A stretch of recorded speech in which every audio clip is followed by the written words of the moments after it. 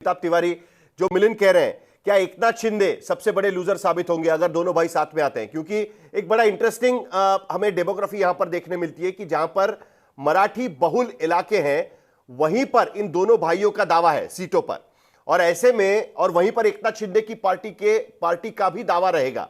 तो ऐसे में मुंबई और आसपास के इलाकों में एकनाथ शिंदे पर कितना असर पड़ेगा अगर दोनों भाई साथ में आते हैं? क्योंकि बीजेपी के वोटर वो 40% में से हैं कि खास करके यानी मराठी लोग भी उन्हें वोट देते हैं, लेकिन उसके साथ साथ खास करके उत्तर भारतीय, गुजराती, राजस्थानी समाज के लोग उन्हें ज्यादा वोट देते हैं।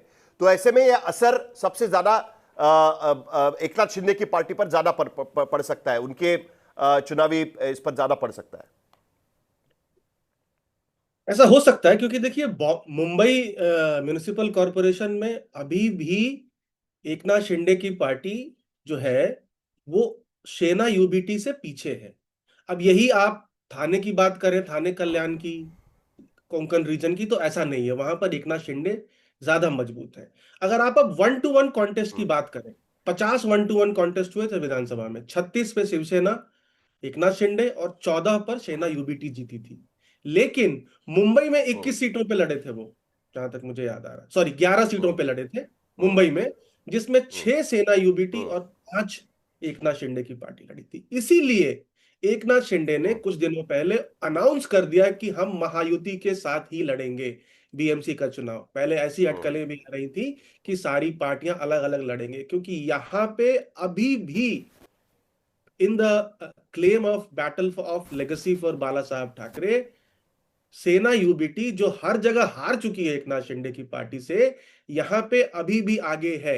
तो यहां पर अगर वो अकेले लड़ेंगे, और इस माहौल में ये हिंदी हिंदी इंपोजिशन की बात है, आउटसाइडर्स के कंट्रोल की बात है, मराठी मानुस के साथ धोखा हुआ, उनको नहीं बनाया गया चीफ मिनिस्टर, ये भी एक नैरेटिव चलाया जा रहा है, तो उसमें उनको नुकसान हो सकता था। इसीलिए वो महायुति के साथ रहेंगे। अब बात हो जाती है कि जो मराठी मानुस का वोट है, जो 40% पहले एकनाथ शिंदे की पार्टी राज ठाकरे और उद्धव ठाकरे में स्प्लिट होती है या स्प्लिट हो रही है, जबकि यहाँ पे जो 40% है नॉर्थ इंडियन, गुजराती, मारवाड़ी, जो पहले कांग्रेस को वोट किया करते थे, अब वो लार्जली बीजेपी को शिफ्ट हो चुके हैं। देखिए, तो क्या राज ठाकरे और उद्धव इस ठाकरे के पूरे आने से इवेंट को कंसोलिडेट होगा?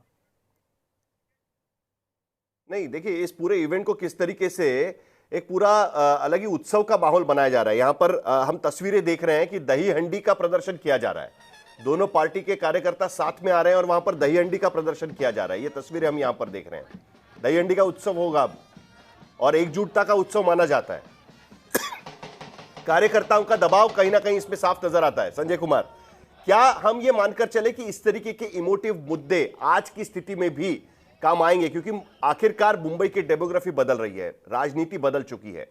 जो मुद्दे 20 साल पहले, 25 साल पहले लागू होते थे, क्या उन्हीं मुद्दों के आधार पर रीजनल पार्टी आज की स्थिति में जिंदा रह सकती है और एक बार फिर अपने आप को रिवाइव कर सकती है?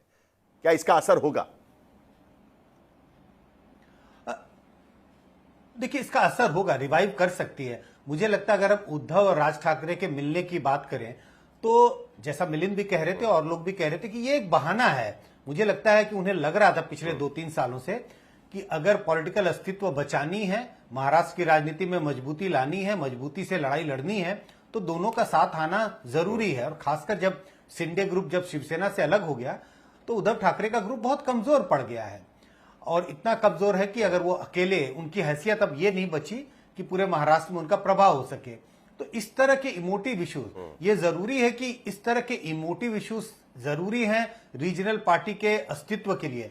लेकिन अगर उन्हें चुनावी लड़ाई में मजबूती से आगे आना है, तो इन इमोटिव इश्यू से हट करके उन्हें अपना जो सपोर्ट बेस है उसे ब्रॉडन करना पड़ेगा। और ब्रॉडन करने के लिए आपको बहुत तरीके से दूसरे मुद्दों को भी उठाना पड़ेगा। अगर सिर्फ मराठी मानुस और मराठी अस्मिता के सवाल पर आप चुनाव लड़ते रहेंगे या इसी मुद्दे के सहारे पार्टी को आगे ले जाने की कोशिश करेंगे, तो उसका प्रभाव बहुत लिमिटेड होगा। तो लेकिन पार्टी को जिंदा रखने के लिए, कोर सपोर्ट के लिए ये जरूरी है। अगर मैं उदाहरण दूं, अगर बिहार के चुनाव आ रहे हैं, तो जैसे आरजेडी है, हम बार बार कहते हैं आरजेडी मुस्लिम यादव की पार्टी है, मुस्लिम यादव उनका कोर सपोर्ट बेस है, उसको वो लूज नहीं कर सकते। अगर उसको लूज कर जाएंगे तो पार्टी का अस्तित्व खत्म हो जाएगा। लेकिन पार्टी को अगर चुनाव जीतना है तो उनके लिए जरूरी होता है कि मुस्लिम यादव के अलावा और समुदाय के वोटरों को वो अपनी ओर ला सके। इसी तरह से मराठी अस्मिता का सवाल ये जरूरी है कि उद्धव ठाकरे की पार्टी और राज ठाकरे की पार्टी को जिंदा रखने के लिए जरूरी है, लेकिन इस जिंदा रखने के साथ साथ लंबी रेस में दौड़ने के लिए, चुनावी राजनीति में अपने आप को कायम रखने के लिए उनके लिए यह जरूरी होगा कि दूसरे मुद्दों को भी साथ ले चलें। संजय जी, और कभी सिर्फ कभी मराठी अस्मिता के नाम कभी कभी पर ऐसा माना वो जाता चुनावी है जीत हासिल नहीं कि कर सकते। दौड़ने के लिए जिंदा रहना जरूरी है, और आज की स्थिति में जो स्थिति यहां पर फिलहाल बनी हुई है उसमें दोनों ही पार्टियों के लिए मजबूरी यह है कि दोनों को जिंदा रहना जरूरी है। एक के बाद एक हर चुनाव में एमएनएस अपना खाता भी नहीं खोल पा रही है, और दूसरी तरफ उद्धव ठाकरे की पार्टी तो नुकसान पे नुकसान उठाती जा रही है।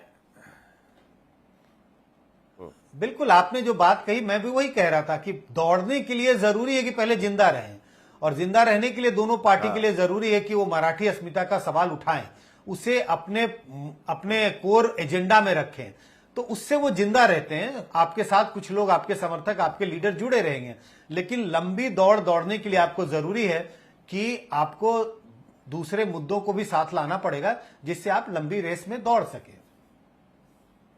ठीक है, देवेंद्र फडणवीस कुछ कह रहे हैं इस पूरे मामले को लेकर, क्योंकि पिछले कुछ दिनों से लगातार मुंबई में अचानक ये घटनाएं बढ़ने लगी कि कोई कहता है कि मैं मराठी भाषा में बात नहीं करूंगा, तो एमएनएस के कार्यकर्ता उनको पीट दे रहे थे और उसको लेकर कार्रवाई की मांग शुरू हो गई थी। देवेंद्र फडणवीस ने आखिरकार साफ शब्दों में कह दिया कि इस तरीके की गुंडागर्दी नहीं चलेगी। तो क्या ये पोलराइजेशन एक बार फिर मुंबई महानगर पालिका चुनाव के पहले हमें देखने मिलेगा?